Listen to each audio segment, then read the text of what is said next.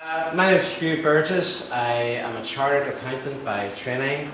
I ran my own accountancy practice full-time until 2006 in East Belfast. I then had a Damascus Road experience and I discovered the whole world of what I'm about to talk to you this morning. I sold out of accountancy in 2006. I'm actually back in it to some degree again. I took myself off to Las Vegas for 2 weeks and trained with Brad Sugars, an action coach. And that was the best 2 weeks of my life.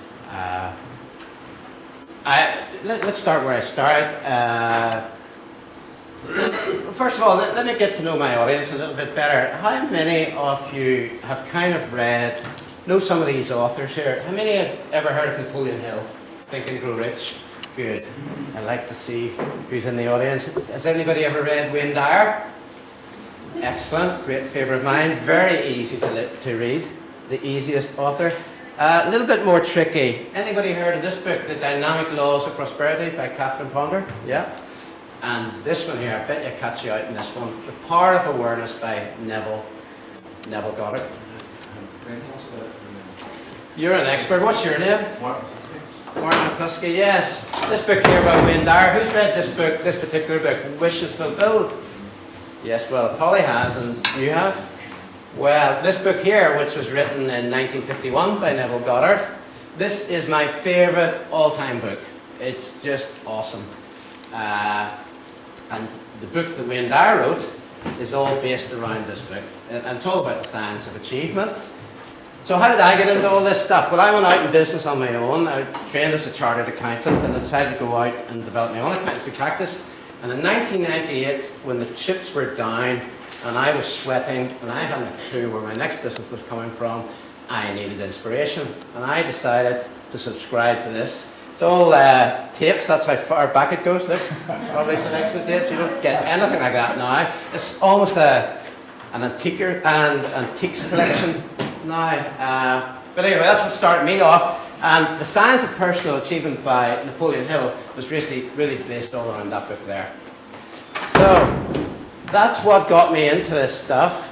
And I plodded along, I built up an accountancy practice. In about 2005, I was in an organisation called Business Network International. Has anybody ever heard of that organisation? Some of you, yes. And we started to get people called life coaches coming along to join our networks, and I hadn't a clue what life coaches were. I thought they were a bit weird, to be honest, and most people do when they first come across this stuff. They think you're a wee bit off the beaten track. Anyway, I got to know a number, and bit by bit I started to get interested in what these guys were talking about. And Jim Raw, who became a member of my chapter in BNI, I went to a weekend of his in May 2005, and that kicked me on a bit further. January 2006, I went to see Tony Robbins for 4 days in London. He was so good, I went back 8 months later after my Las Vegas experience with Brad Sugars, and I did another session with Tony Robbins. Anyway, I better get into my talk, and I'm going to start my timer so I don't overrun. There we go. That's us up and running. So what am I going to talk to you about today? Well, I've been coaching now for 7 years. I don't call it coaching, I call it mentoring actually. And I discovered the same things popping up again and again with the business people that I work with. It is never, ever, the problems in their business are never, ever anything to do with technical ability. So although I am trained in sales, marketing and all that kind of stuff, it has never, ever got to do with that. It has to do with what's going on between the ears. It has to do with what's going on in the subconscious mind, because it's the subconscious mind that runs us. We are mostly aware of what is called the conscious mind, or the critical faculty, and the conscious mind determines what gets through to the subconscious mind, but it's the subconscious mind that actually runs us. So, when I get to a business person, they're usually ill at ease. They're very often burying their heads in the sand. I've done that. How many people are in business here, by the way? Yeah, most of you. How many of you, and answer honestly, have at some point in your business career buried your head in the sand? You stop to look at where keep your hands up. I'm not going to embarrass you. Yeah, good on you. Put your hands down. Yeah, a lot of people in business bury their heads in the sand. They've got into business for all kinds of reasons. All of a sudden, they're in a can't get out of it scenario. They can't go back and work. because it lose face, and once you become self-employed, by the way, you're unemployable usually to anybody else, because you've got this arrogant kind of streak in you that projects you forward into that stuff in the first place. So you can find yourself beached very quickly. And a lot of the people that I coach have lost their way, and usually it's very simple. I can turn somebody around in 20 minutes. It's so easy to turn a person around. Because mostly what they've done is they've lost track of what's fun and what drove them into it in the first place. I better start using my slides, because I've only got one slide, by the way. I put other slides on in case I ran out of things to say. But this is basically what I'm talking about here. Every second of the day, enjoy every second of the day. That's where I'm going to start from. People I work with have lost the fun of the whole game. They've not only lost the fun of the whole game of business, they've lost the fun of the whole game of life. I have to tell you, I can only talk from my experience. My experience is, what I have learned in the last 7 years is get into enjoying life this minute. Get into enjoying every second. And there's a reason for that. When you're happy enjoying what's going on in the second, your energy starts to rise. And you will increase your energy the more you're doing the things you love. Any of you ever remember doing something in your teenage years or as a child that you gave up in order to pursue the world of money or make a living? Any hands up on that one? There were things that we were all naturally good at, but you gave it up. When I was 18, 19, getting ready for university, I was obsessed with becoming the professional man. I thought the professional man would get loads of money, he'd have boats, he'd have cars, he'd have the best woman in the world, and all that kind of stuff. I didn't know what the professional man would do, but just I had this image of what the professional man was, and he was a successful person, successful woman as well. And that's all that propelled me. And I went to university, did a course I didn't have any interest in whatsoever. I did the same with being a professional man. And the problem with doing that is that eventually you run out of steam, because you don't like that thing after a while that you thought you had to do to get what you wanted to get. So a lot of people do this in life. They decide, right, we've got to become materially successful in order to get what we want out of life. And you actually get it wrong at that very moment. And it's taken me most of my life, well, up until 7 years ago, to reverse that. I eventually settled down and became a chartered accountant. Don't get me wrong, there's a lot of chartered accountancy that I loved, but there came a time in 2006 where I was right up against a brick wall and I couldn't hack it anymore. I couldn't fake it anymore. I had to go and find out. Well, I didn't know what I was going to find out, but what I found out in the last 7 years. And the most important thing that I found out is you have to enjoy life now. Because this is all you've got, folks. A lot of people are working for the future, they're building the dream, they're building the empire, they're building the pile, but they never quite get there. And you're wasting time, folks, if you're not enjoying what's actually happening now. Another group of people are living in the past. What their mum did to them, what their dad did to them, when they were beaten up at school or some nasty incident happening, and they can't get over it. They're locked in the past. And the truth of the matter is, we were all born more or less the same. I actually believe that everybody has genius in them. I don't believe that Einstein was that much greater than anybody else in this room. But what Einstein and Edison and all the rest discovered was, they discovered they were unique, and they discovered that they had a particular path that they could follow, and with hard work and with passion and enjoying what they were doing in the second, they eventually got to where they got to do. They had to step out, by the way, from the crowd. And stepping out from the crowd very often means stepping out of the education system, stepping out of this, stepping out of that, but looking objectively as to where you are. And remember, Einstein, I believe Edison as well, they weren't particularly academic people. And there's a teaching there, there's something there. So, enjoy every second of the day. And in that, you're not here to fulfill anybody else's desire for you in life. I don't believe that we are connected to our parents and family the way that most people think we are.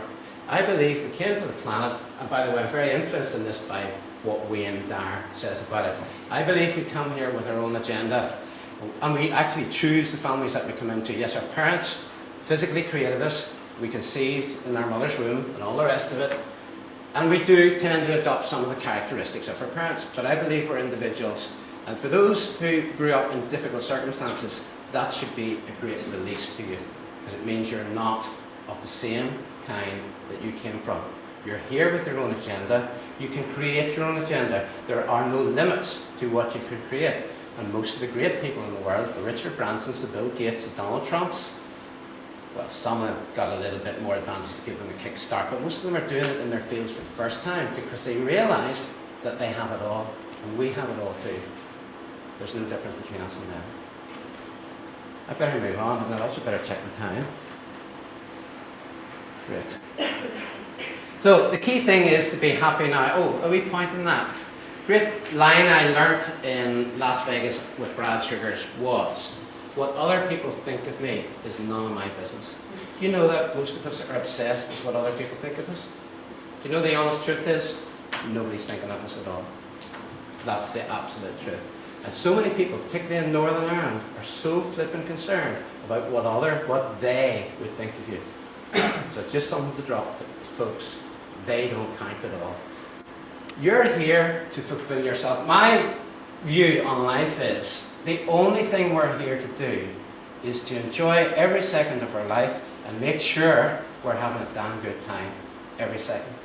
You see, when we're having a damn good time every second, we fulfill our role on the planet. We fulfill our role in serving other people. I also happen to believe that we're here to serve others, and most people will understand that in working life. But it's only by making sure that you're having a good time that you're of any use to anybody else. It's only when you're happy, content, balanced, connected, enlightened, that you've got any use to anybody else. So don't think you're here because your father said you had to be a solicitor, or your mother said you had to be a mummy and have babies. You're here to do what's in your gut, and that's it. And once you waken up to that, you get life. By the way, I meant to say this.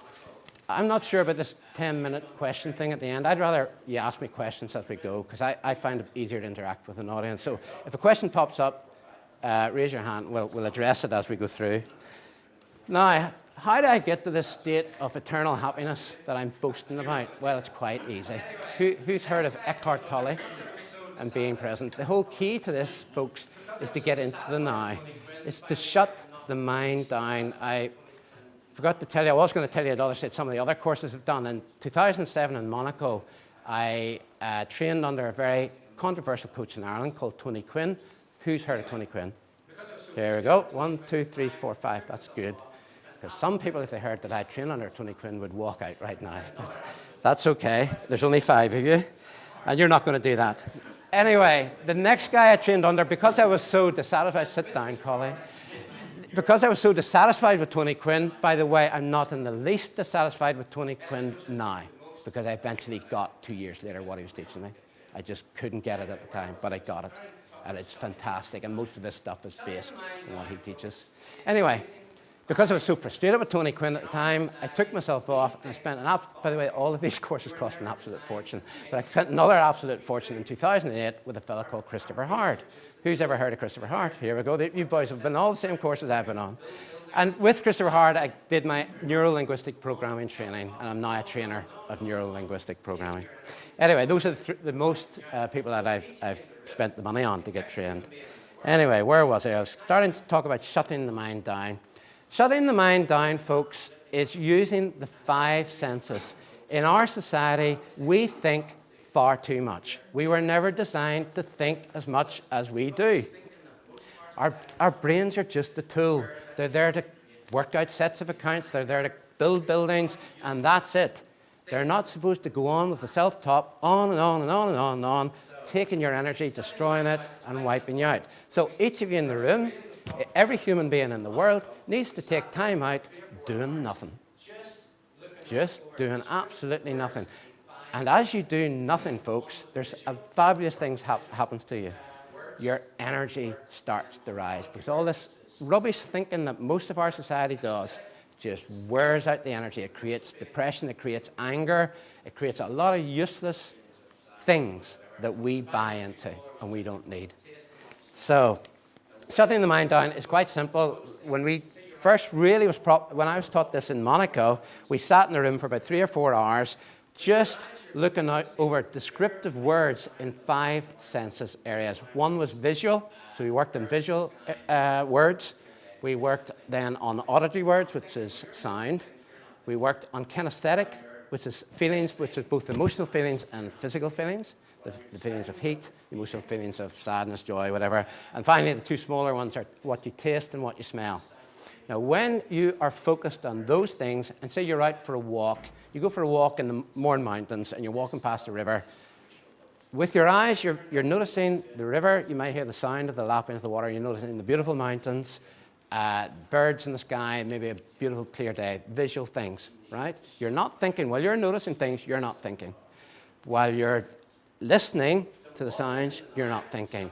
While you're deciding what you're feeling, you're not thinking. And the same with taste and smell. Now, this sounds baby beginner stuff. For those who haven't heard it before, it sounds like soft stuff. This stuff is crucial, folks. And I turned up my nose to it for 2 years before I finally got it. And I got it on the 9th of June, 2009, and it has utterly changed my life. We need to shut down the destructive self-talk that everybody does. So walking in the now, shutting the mind down, what's Eckhart Tolle call it, being present, are all crucial things. And just a practical example of how successful this has been to me is going into a business meeting. You'll find most people going into a business meeting have an agenda. They have something they want to get out of that meeting, and they're there, full of their own thoughts, pushing to make something happen. Do you see, if you go into a business meeting with no agenda, a completely vacant mind, and a completely empty canvas, and just observe. Now, NLPs help me in this. I go into a meeting, I observe the person's eyes, their skin color, their tones, their body posture, the tone of their voice. I also listen, a great Tony Quinn term, listen with the deeper part of your mind to what they're saying. Slow down, listen to what they're saying. You see, when I do that, I'm way ahead of the game of anybody else in that room. And the person that does that will win every time, because they're actually listening to what people are saying. They're in the present, picking up what's actually going on. Most people, folks, are living in their own thoughts. Go down to Corn Market sometime in the centre of town and sit and people watch. Watch the people going past. Look at their faces. Look at how many of them are happy, connected, looking around them, enjoying the day. They're the ones who are in the moment. Look how many are looking down at their feet, completely distracted, sad faces, angry faces, all kinds of faces. They're preoccupied, and they're not living in the real world. The real world is passing them by. And most of our society, folks, are not living in the real world. And the purpose of this talk, by the way, is about once you shut the mind down, within a wee second, once you shut the mind down and you start to observe what's going on around you, then there are opportunities everywhere. Don't buy into the recession mindset. Don't buy into the mindset of our news programs, the Northern Ireland situation, our politicians, anything. Just shut down the mind and observe for yourself what's going on, and you will get opportunities. Sorry, there was a question down here.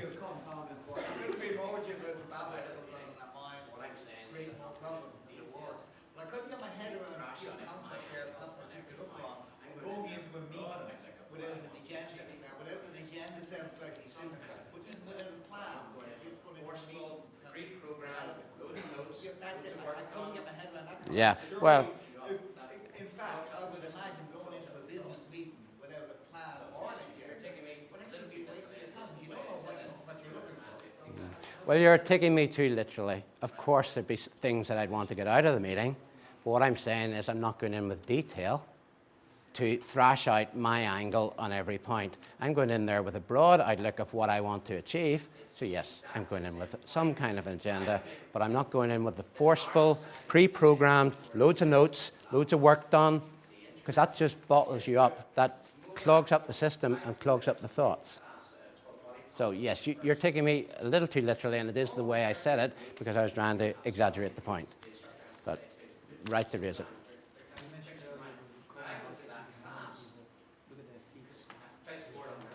Yes. What I see actually is more we're looking at a small phone. What do you make of it? it's exactly the same point. I would make a point that in our society today, we're obsessed with laptops, the internet, Facebook, mobile phones. I go to a weight class, it's called Body Pump at Fitness First, and almost every week you'll have somebody who the instructor has to say to, put your phone down, they're texting away. Now I go to that class because I've played sport all my life. I go there to forget about the world, to push my brain and my body through weights. And it's part of this shutting the brain down process. Physical exercise is one of the best ways of doing it. Yes, we live in a society that's obsessed with soaps, television, the news. You know, how crazy is that, being that interested in the news, especially when it has such a negative effect? And by the way, one of the themes underlying, I talk in layers, folks. I write books in layers. One of the underlying themes, it's just gone out of my head. It's just completely gone out. What was that? That's no agenda, yeah. Did I answer your point? Yeah. I need to move on because we're about 15 minutes through this, I think. So shutting the mind down. Let's see if there's any other points on that. Power of awareness. Yeah. The main point being that when we take our control back with our minds, we're stopped being programmed. By the way, the film Matrix is a great example of this. In Matrix, they program you with different programs to take over your mind. Well, life's like that. We've been programmed from young ages by our parents, by our schools, by our academic system, by life, by football teams. We're programmed in certain ways. We're all coloured that way. What I'm arguing is good. The way we've made our judgments, the way we've based our experience. And very often there are programs, there's reactivating programs that reactivate anger in us, and all kinds of moods and thoughts that do not benefit us in any way. And by going back into our past, through NLP, hypnosis, whatever, we can actually change something that are going on in us now, which are from reactive patterns that are part of the programs that we've been programmed with. But I never thought I'd talk about that today, so I better move on. The important point is that when we shut our brains down, we then connect to life. See the world life as it is for for our the first opportunity. time, not the way you've been programmed. This word to see consciousness pops up in this book here. It's not a very popular word nowadays. This book was written in 1951 by Burgess, The Power of Awareness, really gets down to consciousness. And consciousness is really about detachment, non-judgment. We tend to be, as a people, very judgmental, prejudicial, prejudge. We are coloured because of our past experiences. In our society. By the way, I'm not on an issue there per se. It's just a view. I don't have an opinion on that one way or other. So then, once you've controlled your consciousness, key step is knowing what you're here for. Remember I said to you before, I believe you come to Earth for their own agenda. And once you realize that, everything that happens in your life, everybody who shows up in it, shows up to fit in with your agenda. There's a wee problem with that though.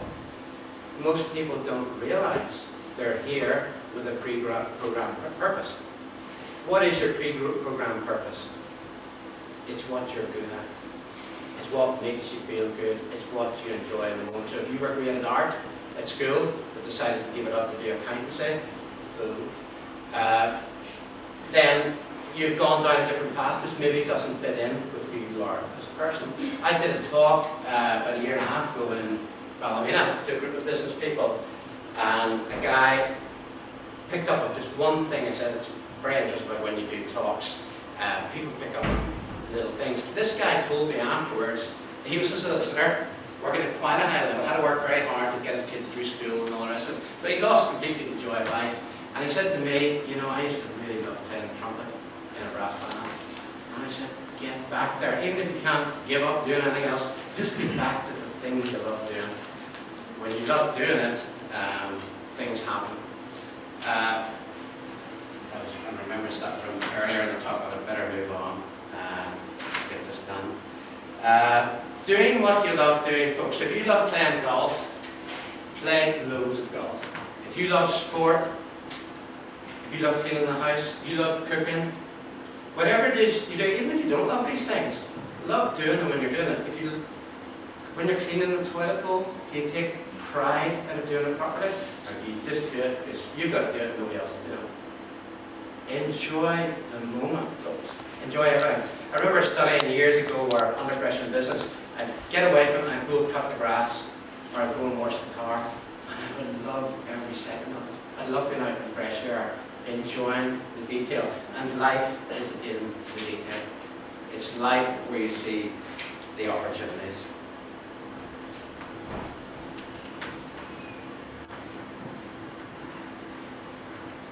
So then, how do you get results? How do you know your purpose? Question? Sorry, you said you have to find your purpose, so it implies kind of a process. And unfortunately, there are many people looking for their purpose. What was your main technique for using your process of finding your purpose? I think I've described it all so far, and that's why I ordered this talk in this way. I started off by saying, enjoy the moment, then be happy. And I didn't say at the time, but you know how long it takes to be happy? Anybody got an idea? Some of you have been on courses and know the answer to this. A heartbeat. Do you know how long it takes to be happy? As long as it makes you decide to be happy. I used to believe I'd be happy once I was a qualified chartered accountant. I used to believe I'd be happy once I was earning loads of money. I used to believe I'd be happy once I had a family and 2 kids. Well, none of those things made me particularly happy. I had to go and find out how to be happy. And how I found to be happy was being present, getting back to enjoying the second, enjoying the moment. So now I spend an inordinate amount of time, or a disproportionate amount of time in my life playing golf. Why do I do that? I get away with this. Every Saturday and Sunday morning, I play 4 hours of golf. I can go to the driving range through the week if I want to, and I practice it. Why do I do that? It makes me happy. I love it. And I only work at things that make me happy. I see Martin's in the audience here. Martin's like me, a previous chartered accountant full time. I'm a part-time chartered accountant now. But, in the early days, yes, I loved it. But after a while, I didn't love it.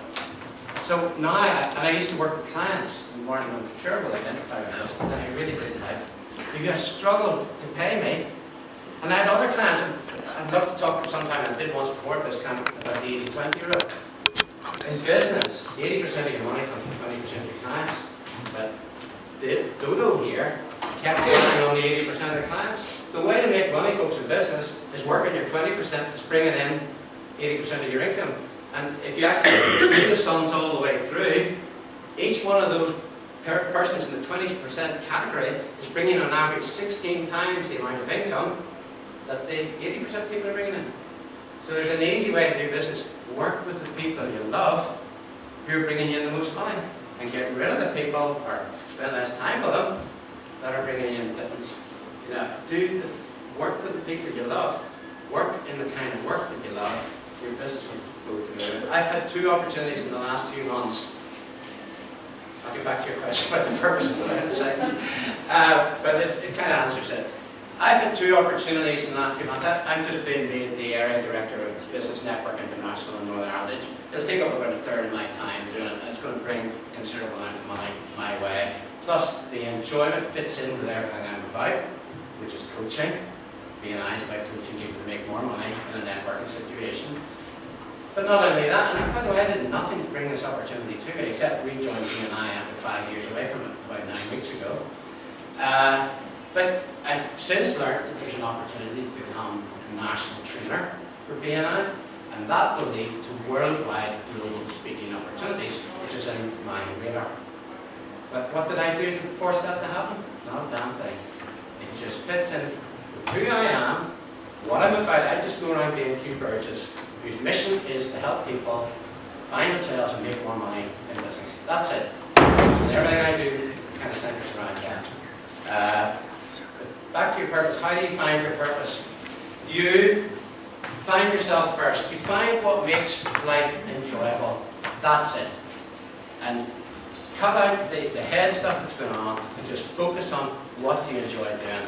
Then think back to when you enjoyed working life or if it's outside of working life, you enjoy a particular type of sport or a particular type of hobby, that's where your purpose is. And when you get back to it, a lot of people are very detached from this because they've been beating their heads against the brick walls for many years, making money for the wife and kids and all that kind of stuff. And they kind of lost what they're all about. Well, finding your purpose is going back to the things that you love doing. And it's as simple as that. Now, it doesn't happen overnight. And by the way, what's gone on in the last 7 years, I've also got to say to you, for 4 of those years, I was frustrated, angry, banging my head against a brick wall. And it wasn't until the 9th of June, and I can't tell you about that today, but it's a great story. You can read it on my website. On the 9th of June, I had a mountaintop experience. And the mountaintop experience was finally, Hugh, let all the shit fall away from your life. Let all the stupid thoughts, the frustrations you got, get rid of them. Follow the things that are working. And now, the past year's been particularly good for me financially.